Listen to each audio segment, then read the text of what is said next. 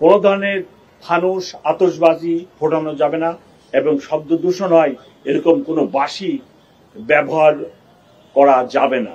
Print ও electronic মিডিয়ার প্রিয় বন্ধুগণ ও সুধীবৃন্দু, আসসালামু আলাইকুম। আপনাদের মাধ্যমে ঢাকাবাসী এবং সাথে সারা বাংলাদেশের বান্ডেল থাকলে প্রতি সেনমানিতে টাকা বাঁচবে। বিকাশ সেনমানি বান্ডেল কিনে জিতুন প্রতি লেনদেনে। এবং ইভেন্ট প্রবাসীদের বাংলা নববর্ষের শুভেচ্ছা। আশা করি আপনারা সবাই ভালো আছেন। প্রতি বছরের ন্যায় এবং এবছর আরো বাড়তি উৎসাহ উদ্দীপনা ও আনন্দ উচ্ছ্বাসের সাথে আগামী 14 এপ্রিল 2025 বাংলাদেশের মানুষের প্রাণের উৎসব পহেলা বৈশাখ উদযাপিত হবে। বাঙালি সংস্কৃতির টানে নববর্ষের উচ্ছ্বাসে ঢাকা নগরবাসী সমবেত হবে রমনা পার্কে, শরৎ উদ্যান, ঢাকা বিশ্ববিদ্যালয়, জাতীয় সংসদ ভবন, রবীন্দ্র সরোবর ও হাতিরঝিল এলাকার বিভিন্ন অনুষ্ঠান স্থলে। এক বাক্যে বলা যায় পুরা ঢাকা শহর আগামীকাল নববর্ষ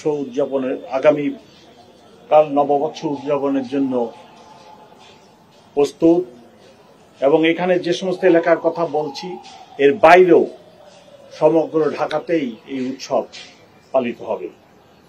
জাতীয় উৎসব করে এই অনুষ্ঠানে যাতে জাতির ধর্ম বর্ণ নির্বিশেষে সকলেই নির্বিঘ্নে উদযাপন করতে পারে তার জন্য ঢাকা মেট্রোপলিটন পুলিশ ব্যাপক নিরাপত্তা ব্যবস্থা গ্রহণ করেছে।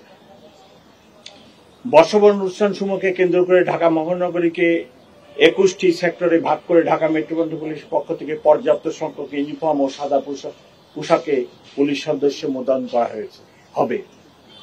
গুরুত্বপূর্ণ অনুষ্ঠানস্থল ড্র্যাগ স্কোয়াড দ্বারা সুইপিং করা হবে। রমনা পার্ক, শরৎ উদ্যান, ঢাকা বিশ্ববিদ্যালয় ঘিরে মোট 21টি স্থানে ব্যারিকেড থাকবে। প্রতি অনুষ্ঠানস্থলের প্রবেশ গেটে আর্চওয়ে ও হ্যান্ড মেটাল ডিটেক্টর দিয়ে তল্লাশির ব্যবস্থা করা হবে।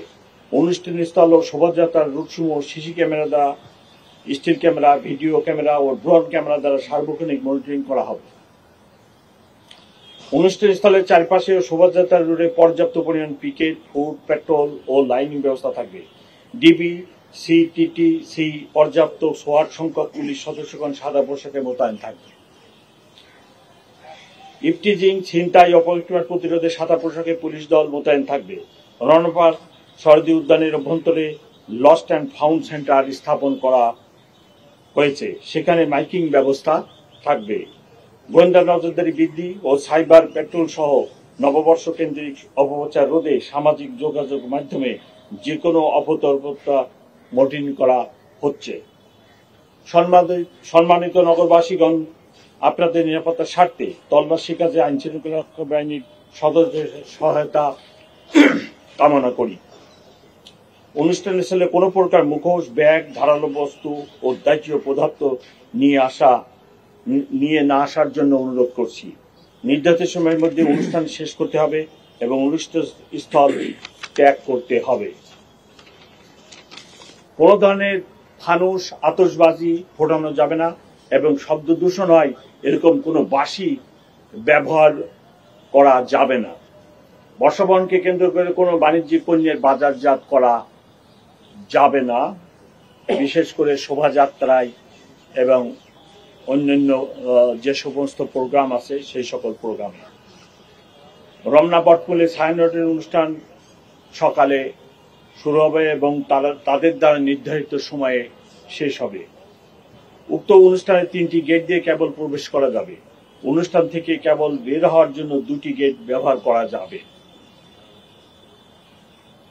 আমি যেনারা ছায়ানটের প্রোগ্রামে আসবেন ওনাদেরকে আমি রিকোয়েস্ট করব, বিশেষ করে যিনারা বেগম সাহেবদের মহিলা নিয়ে আসবেন, সাথে শিশু নিয়ে আসবেন, তারা যেন অত্যন্ত সতর্কতার সাথে ভিড় এড়িয়ে প্রবেশ করেন এবং নির্ধারিত মহিলা ও শিশুদের জন্য যে গেট আছে সেই গেট দিয়ে অনুষ্ঠান শেষে বাইরে চলে যান।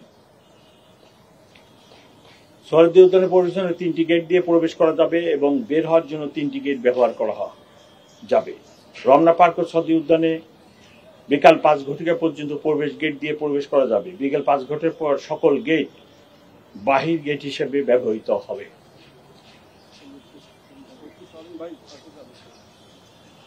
শোভাযাত্রার সময় শরৎ উদ্যানের পশ্চিম পাশে চারুকলার অপোজিটে যে গেট আছে এই গেট বন্ধ থাকবে এবং এই গেট দিয়ে তখন কোনো মানুষ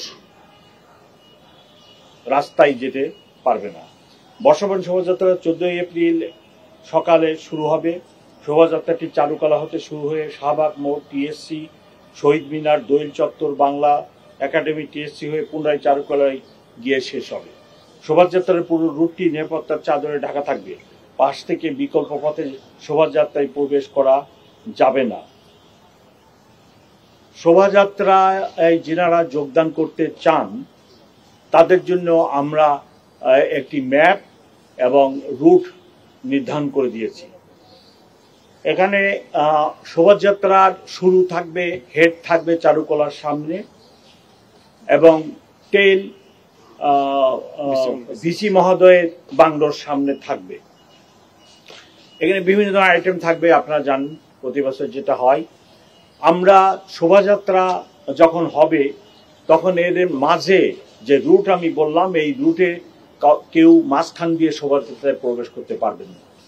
শোভাযাত্রায় যারা যোগদান করবেন তাদেরকে শাহবাগ মোড় থেকে অথবা এই ছায়ানটের প্রোগ্রাম শেষে যেনারা শোভাযাত্রায় যেতে চান তাহলে তাদেরকে এখান থেকে শাহবাগ মোড় হয়ে কাঁটাবন মসজিদ, কাঁটা মসজিদ থেকে লেফট টার্ন করে নীলক্ষেত মোড় থেকে লেফট টার্ন করে ভিসি মহোদয়ের বাংলোর সামনে যে শোভাযাত্রার টেল থাকবে ওইখানে যোগদান করবেন। কেউ যদি ফার্মগেট থেকে আসেন তাহলে তাকে ফার্মগেট সোনারগাঁ ক্রসিং এ এসে ওখানে স্লাইড রাইট টার্ন করে হাতিপুল হয়ে কাঁটাবন হয়ে একই রুটে ভিসি মহোদয়ের বাংলোর সামনে টেলে যোগদান করবেন। কেউ যদি বাংলা মোটরের দিক থেকে আসে, বাংলা মোটর থেকে শাহবাগ মোড়ে আসবেন, আসে ওখানে রাইট টার্ন করে কাঁটাবন মসজিদে একই রুটে ওখানে যাবেন। পলাশির দিকে থেকে আসলে পলাশির মোড়ে হয়ে আসবেন, চাঙ্কাপুল থেকে আসলে ফোলার রোড ওই দিক দিয়ে পলাশির মোড় হয়ে নীলক্ষেত মোড়ে এসে রাইট টার্ন করে ভিসি মহোদয়ের বাংলোর ওখানে যে টেল ওইখানে যোগদান করবেন।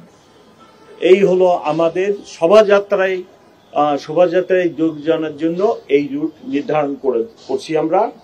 কিন্তু সেখানে দিয়ে শোভাযাত্রায় যোগদান করা যাবে না, নিরাপত্তার স্বার্থে আমরা এটা অ্যালাউ করব না। বাংলা নববর্ষ উদযাপনের দিন কতিপয় সড়কে যানবাহন চলাচল নিয়ন্ত্রণের লক্ষ্যে বিভিন্ন পয়েন্টে ডাইভারশন ব্যবস্থা থাকবে। ট্রাফিক কর্তৃক নির্ধারিত স্থানে যানবাহন পার্কিং করতে হবে। সম্মানিত নগরবাসী অবগতির জন্য ডাইভারশন পার্কিং এর স্থান সহ প্রিন্ট ও ইলেকট্রনিক মিডিয়ায় ইতিমধ্যে প্রচার করা হয়েছে। এখন আমার সাথে আমার সহকর্মী অতিরিক্ত পুলিশ কমিশনার ট্রাফিক সাথে আছেন, উনি আপনাদেরকে ট্রাফিক সম্পর্কে 1-2 মিনিট বলবেন। আপনাদের সবার মনে একটি প্রশ্ন, আমি এই ব্রিফিং শেষ করলে একটি প্রশ্ন করবেন আমাকে, সেই প্রশ্নটির জবাব আমি আগেই দিয়ে রাখছি। সেটা হলো যে আপনারা সবাই জানেন গত রাত্রের আগের রাত্রে একটা অড সময়ে 5টার দিকে একটি মোটিভ যেটা তৈরি করা হয়েছিল শোভাযাত্রায় ব্যবহারের জন্য, সেইটিতে একদল দুষ্কৃতিকারী আগুন দিচ্ছে।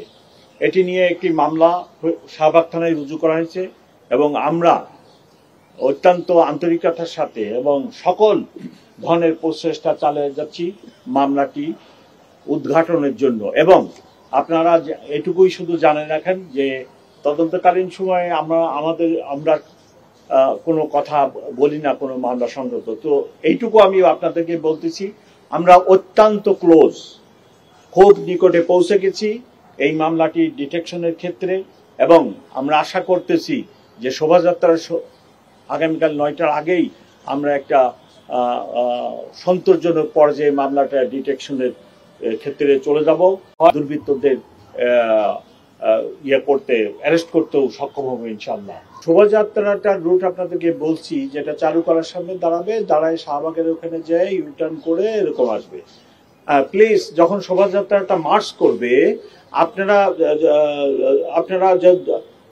উদাহরণস্বরূপ যখন ইউটার্ন করবে শাহবাগ মোড়ে করে এই পাশে আসলো, এই সাইডের রাস্তায় আসলো, মানে থানার সাইডের রাস্তাটা এই পোর্শনে যখন আসবে, আপনারা প্লিজ ডাইন সাইডের যে রাস্তাটা ওই রাস্তায় আপনারা কেউ যাবেন না।